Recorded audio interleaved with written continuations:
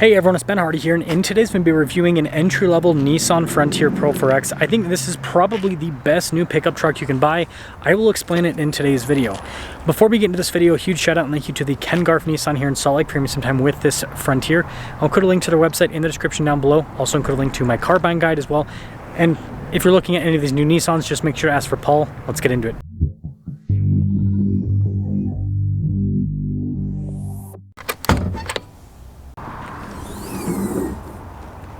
Under the hood, we have a 3.8-liter V6 naturally aspirated that goes through a 9-speed automatic transmission. Fuel economy is 16 around town and then 20 on the highway, with power outputs being 310 horsepower and then 281 pound-feet of torque. And like I said, naturally aspirated V6. No turbos, just V6 power. Now, before I move forward with this review, I do want to mention, if you want to see more videos just like this, then I recommend you subscribe because I post content every single day. So this video is going to be explaining why this is the best pickup truck you should buy, and I will just go over the equipment that I think is really cool on this truck. And some of it is kind of just basic, but still, it has a lot. So first off, the headlights. They just look great. Again, you don't have to buy a crazy, high-end, fancy Frontier to have cool-looking lights. It also comes with fog lights. It also comes with skid plate protection and recovery points, so it does have that off-road capability, and just in general, the front end looks great. Now, from the factory, this comes with pretty solid all-terrain tires, so again, it has that capability from the factory. You also have really cool-looking wheels as well. You got these steps to make getting in and out a little bit easier, and then it does have leaf springs, which is a more simplistic system, more reliable. We also have Bilstein shock. It's kind of hard to see a little blue shock back there. And then obviously the stickers are cool, not a practical thing, but this just has a normal bed, so maneuverability is great. I mean, you can see proportions also look good, but yeah, maneuvering with this truck is easy because of the bed, but you can actually get these with a long bed. I just reviewed that long bed over there that has that little sport bar on the back. But yeah, just in general, good looks here. Now, the only thing this particular truck is missing in base format is there is no bed protection. That's something you're going to have to add in yourself. Would be cool to have that, but it's the only thing we can dock it for so far. So it has quite a bit on the exterior parking sensors as well. And then inside, for a mid-size pickup truck, it's got a pretty solid interior. So nice trim here and down below. You got this nice cloth trim on the seats, and again, you don't need fancy leather. Cloth does just fine, and it's pretty normal with mid-size pickup truck space. It also has some USB ports as equipment. It has a window that you can open up manually. Again, power is cool, but manual, one less thing to break.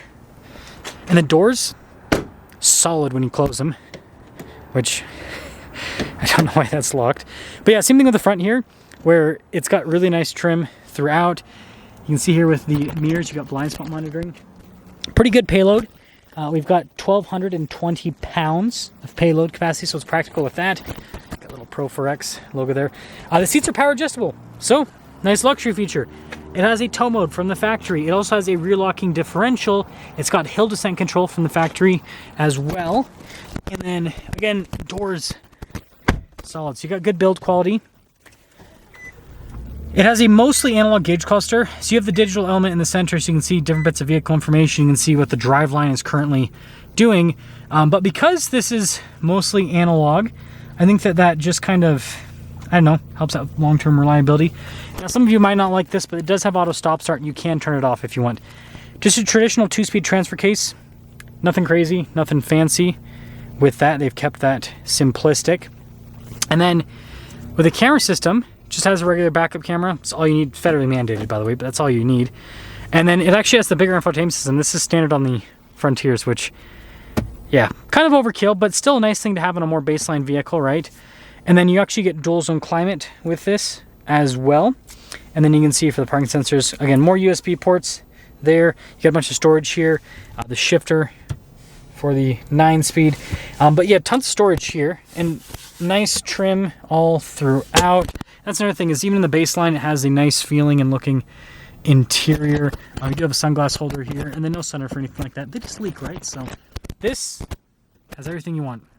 And the pricing on it. So starts at $41,770. This does have a few options added to it, and it actually has a credit as well. Some of the stuff like the steps, if you don't like that, that saves you almost $1,000, which is quite a bit. But anyways, $45,825 is the total MSRP on this.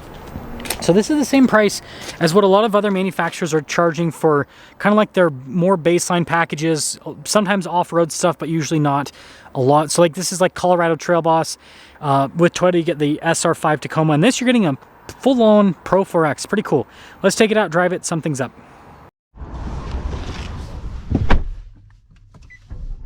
Well, let us set off in this baseline Pro 4X. It's not, I guess, a true base model. True base model will be no options, but no dealership is ever going to order that. Well, I shouldn't say that. Some dealers do, but it's pretty rare. They always add at least 1 or 2 things to a truck. Just stuff that customers are usually going to want anyways. Like side steps. A lot of people want side steps, so it's like, might as well have it from the factory so then the person doesn't have to sit there and wait for the dealer to install them. Now, I actually just drove the long bed before this, and this confirms, I just want to mention this in this review, because this confirms to me that the long bed does in fact drive smoother than the short bed. That was something that like it definitely felt like that, but driving them back to back, it 100% confirms. And again, it's not like the short bed here drives poorly at all. It's still a very nice driving truck. It's just that the long bed is a bit smoother. So, just interesting to note. Yeah, great torque out of the V6. And again, emphasis on V6, right? A lot of other manufacturers at this point are making you go for a turbo 4-cylinder or just a turbo engine in general. And so it's like, if you want to get just good old-fashioned naturally aspirated V6 power, this has it. It's simple and it works. And the suspension is actually pretty darn good. Again, Bilstein makes really good shocks. They're firm, so it makes the vehicle kind of handle better. Stays in line and everything. But you know, it also helps out with going over bumps and all of that. It's just a nice experience. The more I review cars, the more I own cars, the more I like Bilstein shocks. I just like the firm handling, at least in SUVs and stuff. I like the firm handling. It's really nice. And great power out of the V6. Again, it's smooth, linear power because it's a naturally aspirated V6, and the 9-speed is so good. Again, this is what Toyota could have done with their new Tacoma. They could have taken the 4.0 or the 3.5 V6 that they have and paired it with a modern 8, 9, 10 speed, whatever they want. Right? Toyota has an 8-speed and a 10-speed, so they could have done one of those two and paired it to a hybrid. Would have gotten better fuel economy, and oh boy, the world would have loved it. But yeah, Toyota's not doing that. So that's why Nissan wins, because Nissan still offers this simplistic, kind of more old school truck. And it's just a solid feeling vehicle, right? You don't have the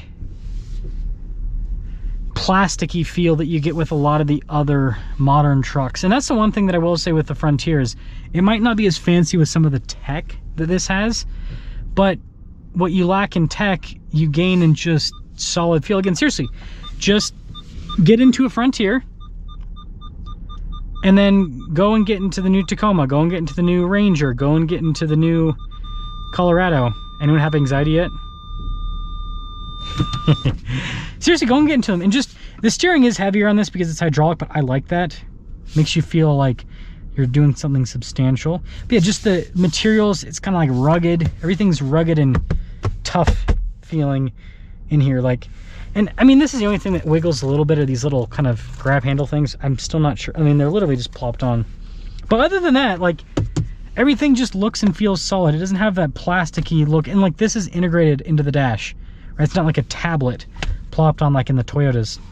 And this looks nice. Again, partially analog, but it's just a clean display. And also, something's cool. This has over 300 miles of range on a tank. Some of these mid-sized pickup trucks don't even get 300 miles anymore. I just had that Tacoma hybrid. It's because they went for smaller fuel tanks. I just had that Tacoma hybrid for a week, the Trail Hunter, and I was getting less than 300 miles of range on a tank of gas. Which is kind of disappointing, but let me guys think about the Frontier. I think this is really, really cool. It's a throwback to old school to rugged in the best possible way.